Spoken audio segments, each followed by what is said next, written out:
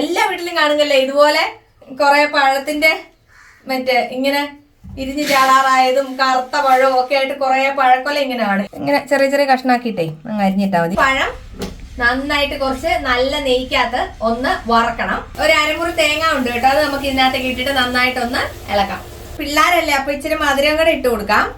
നന്നായിട്ട് ഒന്നും കൂടെ ഒന്ന് മിക്സ് ചെയ്യാം. കിരികിരാന്ന് പുറംഭാഗം നല്ല കിരികിരാന്നിരിക്കാൻ വേണ്ടി ഇച്ചിരി റവയാണ് ഇട്ട് കൊടുക്കുന്നത്. കുറച്ച് ഇട്ടാൽ മതി.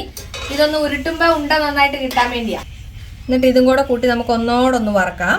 നമ്മുടെ ഈ മിക്സ് നല്ല സെറ്റ് ആയിട്ടുണ്ട് കേട്ടോ. ഇതൊരു പാത്രത്തിലേക്ക് കോരി മാറ്റാം. അപ്പൊ ഇതുപോലെ നമുക്ക് ഉരുട്ടി എടുക്കാം. ഇനി നമുക്ക് ചെറിയ ചെറിയ ഉണ്ടകളല്ലേ, അപ്പൊ വലിയ പാത്രവും ആ ഉരുളിയും സാധനം ഒന്നും വേണ്ടല്ലോ. അതുകൊണ്ടാട്ടോ ഇങ്ങനെ വറുത്ത് വരുന്നത്. വേഗം ആവും കേട്ടോ. ഇത് ഒട്ടും എണ്ണയൊന്നും കുടിക്കല്ലോ കേട്ടോ. നല്ല സെറ്റ് ആയിട്ട് വന്നിട്ടുണ്ടേ. അടിപൊളിയാട്ടോ. ഇത് കണ്ടോ എന്നാ ടേസ്റ്റ് ആണെന്ന് ഇത് കഴിക്കാൻ. നല്ല നെയ്യുടെ ചൊവയും എല്ലാം കൂടെ ആയിട്ട് അടിപൊളിയാട്ടോ. ഒരു പഴം ഉള്ളെങ്കിലും പിള്ളേർക്കൊക്കെ എന്തായാലും ഉണ്ടാക്കി കൊടുത്തിട്ട് തിന്ന് നോക്കിയിട്ട് എന്നോട് പറയണം കേട്ടോ എങ്ങനെ ഉണ്ടെന്ന്.